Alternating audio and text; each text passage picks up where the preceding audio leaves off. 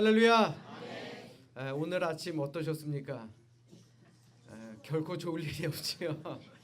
정말 날씨가 갑자기 많이 추워졌습니다. 평소 건강에 자신 있다고 자랑하시는 분들 계시는데 그런 분들이 빨리 가신다 그럽니다. 추우면 꼭 내복 꺼내 입으시고 정말 건강하게 올 겨울을 보내는 우리 모두가 될 수 있기를 주님의 이름으로 간절히 부탁드립니다. 우리 옆에 분들과 인사하겠습니다. 올 겨울 건강하게 보냅시다. 그리 오래되지는 않았는데 어떤 분에게 재미있는 메시지 하나를 받았습니다. 내가 얼마를 살 수 있느냐를 알 수 있는 그런 설문지 같은 조사인데 질문 하나하나에 답을 하다 보면 나중에 결과가 나옵니다. 그래서 당신은 몇 년을 더 살 수 있고 또 앞으로 살 수 있는 날은 이제 며칠입니다. 이런 결과가 나오는 설문입니다. 근데 이제 하나하나 체크를 하다가 보니까 결과가 무서운 거예요. 내가 빨리 죽으면 어떡하나. 이게 재밌는 게 아니더라고요. 무서운 거더라고요. 아무튼 호기심에 열심히 했죠. 과연 내가 얼마나 살 수 있나. 결과가 85세까지는 산다 그러더라고요. 85세는 한편으로 생각해 보면 준수하다라고 생각할 수도 있지만 또 다른 한편으로는 내가 그거밖에 못 사나 그런 생각이 듭니다. 이제 제가 40 중반인데 지금까지 살아온 것만큼도 못 사네. 또 지금까지 살아온 삶을 생각해 보면 참으로 빨리 지나갔는데 이제 앞으로 이만큼도 더 못 사는구나. 좀 허무한 생각 들기도 합니다. 그래도 85세까지 살면 잘 사는 거 아닙니까? 아멘이 없어요. 빨리 갔으면 좋겠어요 제가. 그런데 더 중요한 것은요, 얼마를 더 사느냐가 중요한 것이 아닙니다. 어떻게 사느냐가 더 중요한 것 아닌가 생각해 봅니다. 여러분들은 어떻게 살려 하십니까? 물론 오래 사는 것도 좋지요. 그런데 오래 사는 것만큼 어떻게 사느냐가 더 중요하다라는 것입니다. 우리 따라서 합니다. 하나님께 기쁨이 됩시다. 다시 한번요. 하나님께 기쁨이 됩시다. 우리가 어떻게 살아야 되느냐? 바로 하나님께 기쁨이 되는 그런 삶을 살아야 한다라는 것입니다. 자, 우리 다시 한번 옆에 분들과 이렇게 인사합니다. 하나님의 기쁨이 되시기 바랍니다. 그래요. 하나님이 여러분들 보시기에 기뻐하는 그런 삶을 사시는 우리 모두가 되시기를 주님의 이름으로 축원합니다. 자, 오늘도 기쁨의 찬양으로 하나님께 영광 돌린 우리 삼성교회의 자랑, 우리 실로암 찬양대 감사의 박수 드립니다. 우리 자랑스러운 찬양대가 정말 진짜 하나님의 기쁨이 되는 줄로 믿습니다. 노벨 물리학상을 수상한 어윈 슈로딩어라는 분이 이런 말을 했습니다. 생명의 특징이 무엇인가? 과연 살아있다는 것은 무엇이냐? 살아있다는 것은 어떤 존재가 계속적으로 다른 물질과 상호 교환을 하며 움직이고 또 지속적으로 살아 움직일 때 우리는 그것을 살아있다라고 말한다 라고 이야기했습니다. 그런데 살아있다라고 말하는 것, 그저 우리가 단순히 밥을 먹기 때문에 살아있다라고 말할 수가 있겠습니까? 단지 우리가 숨을 쉬고 걸어다니기 때문에 우리가 살아있습니다 라고 말할 수 있겠습니까? 우리는 육신의 생명뿐만 아니라 한 단계 더 높은 차원의 삶을 살아야 하는 것입니다. 바로 살아있는 영을 지닌 영적인 사람이 되어야 한다라는 것입니다. 쉽게 말해서 영생의 본체이신 예수님과 늘 관계를 맺으며 살아가야 한다라는 말입니다. 그렇다면 예수님과 관계를 맺으며 살아가는 것이 왜 중요하냐? 요한복음 14장 6절에 나는 길이요 진리요 생명이라 하셨기 때문에 그렇습니다.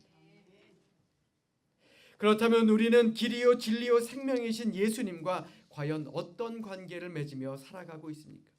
다시 말해서 여러분들에게 예수님은 과연 어떤 분이시냐라는 말입니다. 십자가 구속 사역을 앞두신 주님께서는 곧 제자들에게 곁을 떠나실 것을 말씀하시면서 그들에게 보혜사 성령을 제자들에게 보내시고 영원토록 그들과 함께 하시겠다 약속하셨습니다. 성경이 말하는 보혜사, 이것을 한자로 보면요, 보호하시고 은혜를 주시는 스승님, 이렇게 해석할 수 있습니다.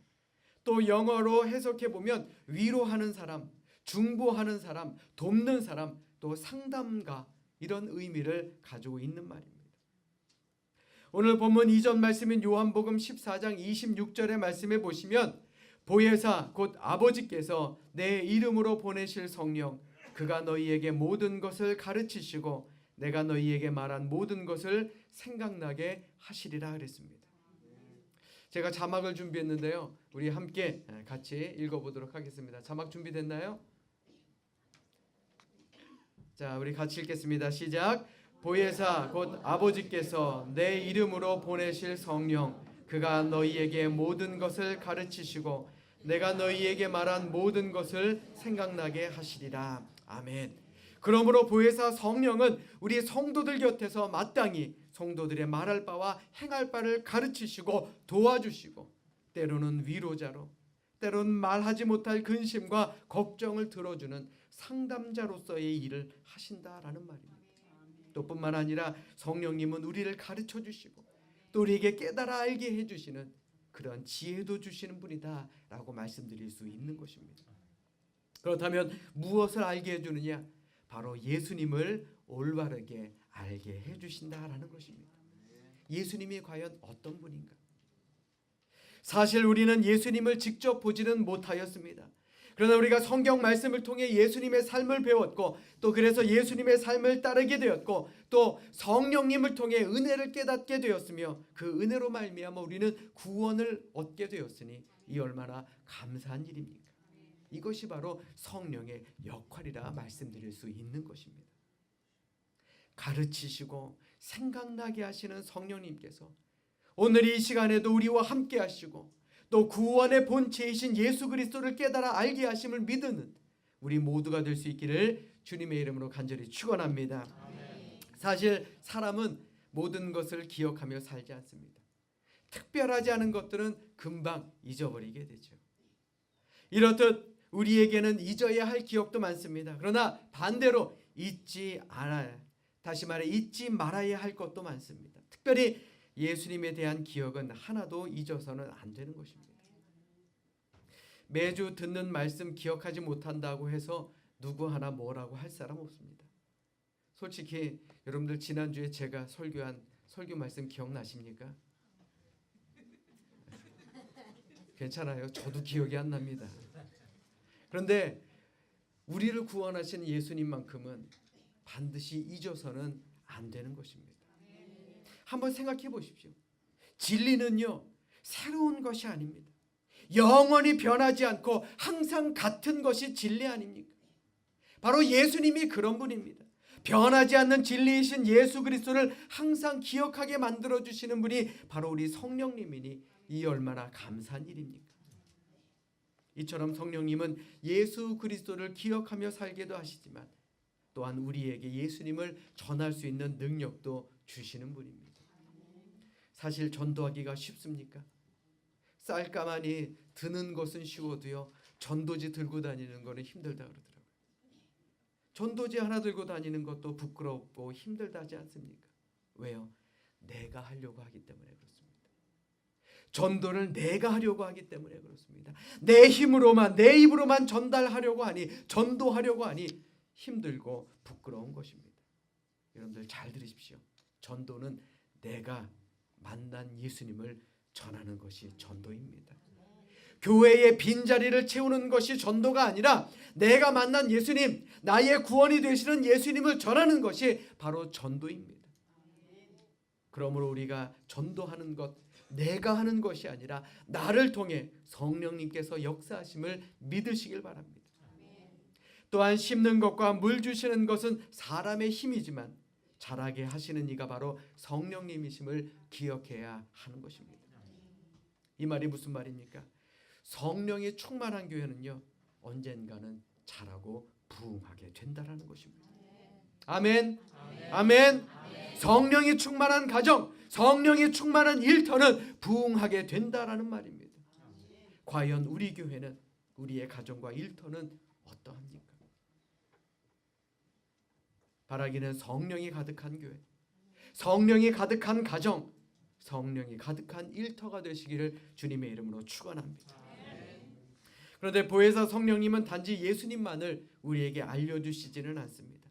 예수님을 알게 해주시는 것은 기본이고요. 오늘을 살아가는 우리에게 큰 도움을 주십니다. 그것은 바로 평안과 위로입니다. 우리 따라서 합니다. 평안과 위로를 주시는 성령님. 다시 한번요. 평안과 위로를 주시는 성령님. 요한복음 14장 27절 말씀에 평안을 너희에게 끼치노니 곧 나의 평안을 너희에게 주노라. 내가 너희에게 주는 것은 세상이 주는 것과 같지 아니하니라. 너희는 마음에 근심하지도 말고 두려워하지도 말라. 우리 마지막만 따라서 합니다. 너희는 마음에 근심하지도 말고 두려워하지도 말라. 하나님께서 주시는 평안함이 임하면 어떤 외적인 환경의 영향을 받아 근심하게 되거나 두려워하지 않게 되는 것입니다. 세상이 주는 평안이 무엇입니까? 세상이 주는 평안은요, 우리가 잘 아는 대로 돈, 건강, 소유 이런 것들이 있습니다. 다시 말해 많은 것을 가지고 있으면 그저 평안하다라고 생각합니다. 그런데 이러한 것들은 편안함을 줄 수는 있어도 평안함을 주기는 힘듭니다. 왜냐하면 세상 물질은 한계라는 것이 있기 때문에 그렇습니다. 그런데 주님이 주시는 평안함은 어떠합니까? 우리 요한복음 16장 33절 우리 자막을 준비했으니 우리 같이 읽도록 하겠습니다. 우리 함께 읽습니다. 시작. 이것을 너희에게 이르는 것은 너희로 내 안에서 평안을 누리게 하려 함이라. 세상에서는 너희가 환난을 당하나 담대하라. 내가 세상을 이겼노라. 아멘. 세상 사람들의 평안은 주님과 무관한 물질 안에서, 건강 안에서, 내가 가진 소유 안에서 평안을 누리고자 합니다. 그러나 성도들의 평안은 이와는 다릅니다. 비록 세상에서는 환난을 당합니다. 어려움을 당합니다. 그러나 하나님께서 우리와 함께 하시니 우리가 세상을 이기었다라는 마음의 평안함을 누릴 수가 있다라는 것이죠. 세상이 주는 평안함과는 다릅니다. 즉 고난이 없어진 상태에서 누리는 평안이 아니라 고난 중에서도 얻어질 수 있는 그러한 진짜 평안이다. 다시 말해 신비로운 평안함을 우리에게 말해주고 있는 것입니다. 물론 살다 보면 고난에 빠지면 사람들은 걱정과 불안에 쌓여있기 마련입니다. 그래서 어쩔 수 없이 약한 인간의 모습을 드러내 보이기도 합니다. 그러나 성령님이 함께 하시는 사람은 그 고난과 고통 중에서도 담대할 수 있는 것입니다. 사람들은 걱정과 근심의 포로가 되기 쉽지요. 걱정과 근심 때문에 영과 육이 쇠해지기 쉽습니다. 그런데 하나님께서는 우리에게 담대하라 라고 말씀하고 계십니다. 그 말 속에는 하나님께 간구하라 라는 뜻도 있습니다. 힘들고 어려울 때, 고난이 우리 앞에 찾아왔을 때 우리가 오히려 하나님 앞에 더욱더 앞으로 나아가기만 하면 하나님과 인격적인 교제가 이루어지게 되는 것입니다. 하나님과 대화하는 동안 하나님을 향해 시선이 열리게 되고 하나님 앞에서 눈물을 쏟아내는 간구를 통해 하나님을 만나게 됩니다. 그리고 하나님의 음성을 듣게 됩니다. 담대하라. 이것이 신비로운 평안입니다. 그러므로 하나님과 깊은 교제가 이루어지게 되면 세상이 주는 평안보다 더 깊이 신비로운 평안함을 경험할 수 있게 되는 것입니다. 그런 경험을 한 사람들이기 때문에 우리 주변에도 극한 어려움 속에서도 찬송을 잃지 않고 견디기 어려운 핍박과 조롱 속에서도 도리어 감사의 기도를 하게 되는 것이 아닙니까? 사랑하는 여러분, 여러분들은 어떠십니까? 세상 속에서의 근심, 세상에서의 걱정으로 인해서 오히려 기도의 자리에서 물러나는 것은 아닙니까? 힘들고 지칠 때 오히려 하나님을 붙들 수 있는 그런 영적 사람들이 되시기를 주님의 이름으로 간절히 부탁드립니다. 제가 아는 한 권사님의 따님이 몸이 안 좋아서 입원을 했습니다. 그러니까 검사 결과 몸 안에 담석이 있다는 겁니다. 요즘에 의술이 워낙에 발달해서 몸 안에 담석 정도야 쉽게 빼낼 수 있죠. 큰 수술 안 해도 됩니다. 그런데 그 딸의 문제는 바로 임신 중이라는 것입니다. 임신 중이라서 쉽게 시술을 할 수가 없습니다. 제가 할 수 있는 것이 무엇입니까? 기도밖에는 없지 않습니까? 그런데 며칠 후에 그 권사님에게 메시지가 왔는데 다행히 딸의 몸이 좋아져서 퇴원을 했다라고 연락이 왔습니다. 물론 담석을 빼낸 것은 아닙니다. 언젠가는 빼내야 한다라고 하더라고요. 그래도 뱃속에 아이가 안전할 수 있으니 얼마나 감사한 일입니까? 그런데 또 다른 메시지가 왔습니다. 이번 일로 인해서 그동안 실족해서 예배에 참석하지 못하셨던 그 남편 권사님이 이제 드디어 예배에 함께 하시게 되었다라는 것입니다. 하나님께서는 비록 그 가정에게 고통을 주셨지만, 어려움을 주셨지만, 힘든 일들을 주셨지만 가족이 예배를 회복했다라는 점에서 감사할 조건이 하나 더 생기게 되었다라고 제게 말씀하셨습니다. 사랑하는 여러분, 이렇듯 하나님은 고난 중에서도 기뻐할 수 있는 일을 주시고 또 이겨낼 수 있는 힘을 허락하심을 늘 믿으시기를 주님의 이름으로 부탁드립니다. 사람들은 길이 없다고 낙심하고 절망합니다. 그러나 주님과 함께 가노라면 길이 분명히 생깁니다. 우리가 진리를 따르게 되고 결국 구원에 이르는 길을 우리는 따를 수 있게 되는 것입니다. 그래서 예수님께서 내가 곧 길이요 진리요 생명이다라고 우리에게 말씀하신 것입니다. 이 얼마나 놀라운 신비로운 평안함입니까? 그러므로 보혜사 성령이 주시는 평안과 위로가 있는 사람은 생명의 위협을 당할지라도 주님께서 명하신 일에 최선을 다하게 됩니다. 그래서 핍박이 많았던 초대교회도 성령의 도우심으로 이겨나갈 수 있었던 것 아닙니까? 사도행전 9장 31절에 그리하여 온 유대와 갈릴리와 사마리아의 교회가 평안하여 든든히 서가고 주를 경외함과 성령의 위로로 진행하여 수가 더 많아지니라 그랬습니다. 초대교회는 고난 속에 있었지만 성령님이 함께 하시니 교회가 평안해집니다. 성령님이 함께 하시니 교회가 든든해집니다. 성령님이 함께 하시니 위로받는 자가 많아지고 결국 초대교회가 부흥하는 부흥의 역사를 이룰 수가 있던 것입니다. 저는 우리 삼성교회가 그런 교회가 되기를 소망합니다. 단지 교인들의 수가 많아지기만을 바라는 것이 아닙니다. 우리 교회 안에서, 우리 삼성교회 안에서 하나님께서 일하시는 교회가 되기를 원합니다. 또 평안함이 넘치는 교회가 되기를 원합니다. 이 안에서 위로받는 사람들이 많아지는 그런 교회가 되기를 소망합니다. 바라기는 우리 모두가 성령님이 함께 하시는 그런 우리 삼성교회를 만들 수 있도록 정말 최선을 다하며 기도하는 또 노력하는 우리 모두가 되시기를 주님의 이름으로 축원합니다. 우리 따라서 합니다. 열매 맺게 하시는 성령님. 자, 한 번 더요. 열매 맺게 하시는 성령님. 오늘 본문 말씀에 나는 포도나무요 너희는 가지라. 그가 내 안에 내가 그 안에 거하면 사람이 열매를 많이 맺나니 나를 떠나서는 너희가 아무것도 할 수 없습니다 그랬습니다. 하나님을 떠나서는 우리가 살아갈 수가 없다라는 것이죠. 보혜사 성령님이 누구입니까? 우리의 연약함을 도와주시는 분입니다. 영원토록 우리와 함께 하시고 우리를 보호해 주시는 분이 바로 우리 성령님입니다. 우리가 예수님 없이는 못 살듯이 예수님도 우리 없이는 못 산다는 것 우리는 분명히 깨닫고 알아야 합니다. 예수님이 나무의 소중한 줄기라면 우리 역시도 소중한 가지임을 늘 기억하며 살아야 한다는 것입니다. 그런데 이보다 더 중요한 사실은요. 나라는 이 소중한 가지에 열매가 없으면 안 된다라는 것입니다. 예수님께서는 요한복음 15장 16절의 말씀을 통해서 너희가 나를 택한 것이 아니요 내가 너희를 택하여 세웠나니 이는 너희로 가서 열매를 맺게 하고 또 너희 열매가 항상 있게 하여 내 이름으로 아버지께 무엇을 구하든지 다 받게 하려 함이라 라고 말씀하셨습니다.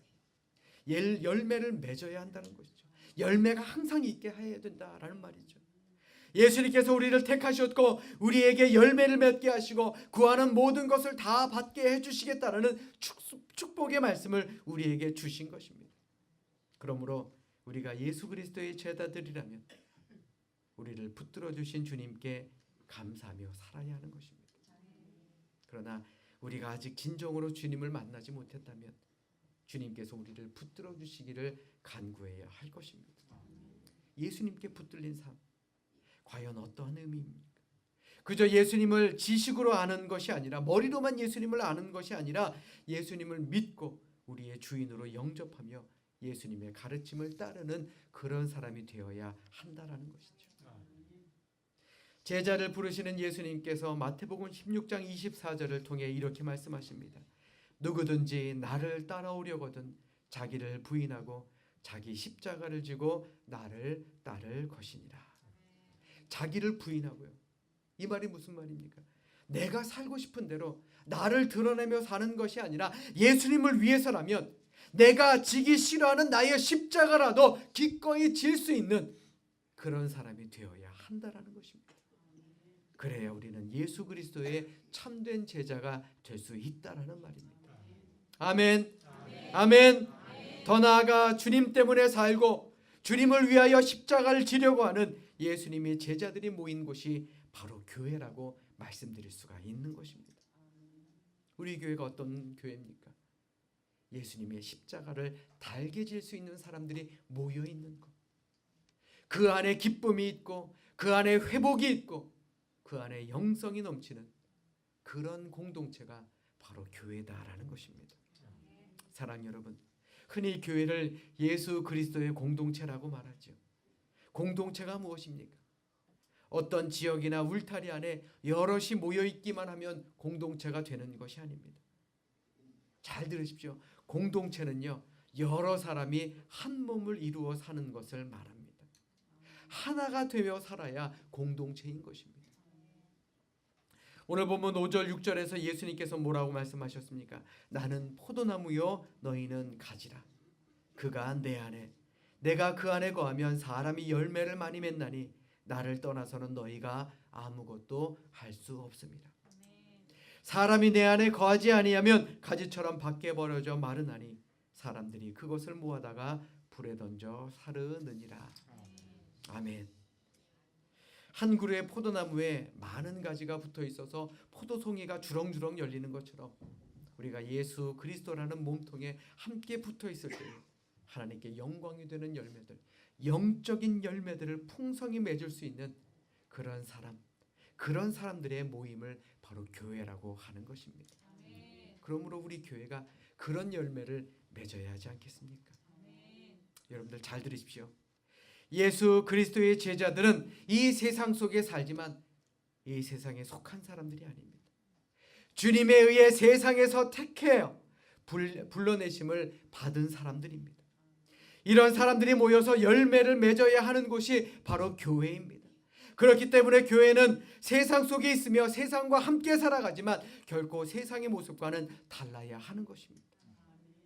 교회는 세상과 다르고 또 달라야 하기 때문에 세상과의 긴장이 없을 수 없습니다. 때로는 손가락질 당할 때도 있죠. 특히 요즘 같은 때는 정말 내가 교회 다닌다라고 말하기가 너무나도 부끄러운 그런 세상을 살아가고 있습니다. 그러나 예수 그리스도의 제자들은 주님을 따르기 위해서 그러한 세상으로부터의 미움도 이겨낼 수 있어야 하는 것입니다. 주님의 사랑을 받으면서 세상으로부터도 사랑을 받으면 얼마나 좋겠습니까마는 주님께 충성하기 위해 세상으로부터 미움을 받아야 한다면 그것을 두려워하거나 피하지 말아야 합니다. 세상으로부터 미움을 받을 수밖에 없는 것이 본래 예수 그리스도의 제자들의 삶이기 때문에 그렇습니다. 요한복음 15장 18절부터 19절의 말씀에 세상이 너희를 미워하면 너희보다 먼저 나를 미워한 줄을 알라. 너희가 세상에 속하였으면 세상이 자기의 것을 사랑할 것이나 너희는 세상에 속한 자가 아니요 도리어 내가 너희를 세상에서 택하였기 때문에 세상이 너희를 미워하느니라 라고 말씀합니다. 예수님께서 우리를 택하셨기 때문에 세상이 우리를 미워한다는 겁니다. 그러므로 우리 공동체라면 이곳에 모인 우리끼리라도 서로 사랑하며 살아야 하는 것입니다. 한 몸의 지체들끼리 미워하거나 싸우거나 무관심해서야 되겠습니까? 만일 교회라는 공동체 안에서 서로가 서로에게 관심을 갖지 못하고 또 사랑하지 못하고 함께 기뻐하지 못하면 우리는 한 몸, 우리는 영광을 누릴 수가 없는, 다시 말해 열매를 맺을 수 없는 가지가 되어버릴 수밖에 없는 것입니다. 사랑하는 여러분, 과연 우리는 성령이 충만한 예수 그리스도의 참제자입니까? 좋은 성령의 열매를 맺을 수 있는 진짜 그리스도의 가지입니까? 그러므로 우리는 스스로 내가 먼저 예수 그리스도의 참제자인지 아닌지 냉철하게 생각해 볼 필요가 있는 것입니다. 우리 가슴에 손을 한번 올려보십시오. 그리고 눈을 감습니다. 다음에 질문을 들으시고 우리 스스로 답을 하시기 바랍니다. 과연 나는 정말 예수 그리스도를 만났습니까? 과연 나는 예수 그리스도를 바로 알고 또 바로 믿고 나의 주님으로 영접했습니까? 과연 나는 정말 나 자신을 부인하고 나의 십자가를 지고 살아가고 있습니까? 과연 나는 진정 순수한 마음으로 주님을 따르고 있습니까? 과연 나는 진실로 주님 때문에 살고 주님을 위하여 살아가고 있습니까? 과연 나는 정말 내 믿음의 형제자들, 자매들을 진실로 사랑하고 있습니까? 이 시간 바라기는 여러분들이 이번 한 주간의 삶에 정말 보혜사 성령님이 동행하시는 그런 복된 이 한 주간의 삶을 사시는 우리 모두가 되시기를 이 시간 주님의 이름으로 축원합니다. 축원합니다. 기도하겠습니다. 사랑과 은혜가 충만하신 하나님, 오늘도 저희들에게 귀한 한 주의 삶을 허락하여 주시고 이 전날 저희를 붙들어 주셔서 이 예배의 주인공 되게 하심 감사를 드립니다. 보혜사 성령님께서 우리와 함께 하심으로 말미암아 저희들 세상 어떤 어려움도 이겨나가게 하시고 마음의 평안함을 누리며 살아가는 이 복된 한 주간이 되게 하여 주시옵소서.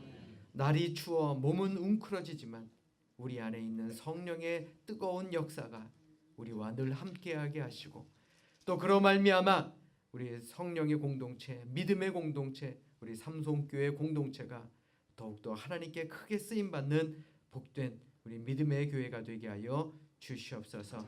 언제나 저희들과 함께하여 주실 줄로 믿고 예수 그리스도 이름 받들어 감사하며 기도드려 싸움나이다. 아멘.